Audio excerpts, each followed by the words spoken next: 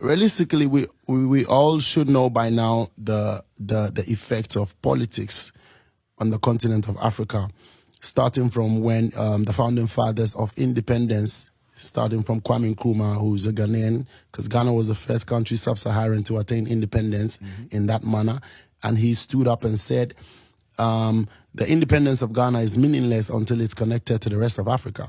So right from that time, I think there was a movement to actually better the continent and build it, you know, to levels where it can actually connect, I think, to the West.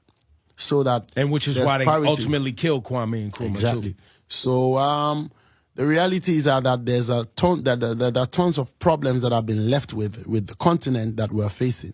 I see a lot of big leaders, Pan-Africans, speak every day on the theories of how things can be done, and the practical is a different situation. But all the same, we face our own bits. Nigeria just had its election. Ghana is going to have theirs in probably another 2 years or something. We face a lot of challenges also. Like, what actually bothers me most, that I can't really understand why it's been done, is that when a government comes into power, they initiate a lot of projects, start some, get some to the middle, complete some, and then the next one comes, and then they turn back on, you know, what is supposed to continue. Especially in my country, you have the former president who built a lot of infrastructure, which is like the schools and the new airport terminal that we have. He did a lot of hospitals too. And you find out that in that political, you know, scheme, you know, the new one comes and Nana Akufo-Addo comes and also establishes a lot of good ideas, which is the free education, you know, that he brought. But then now the school buildings that was built by the former president, they're not in use.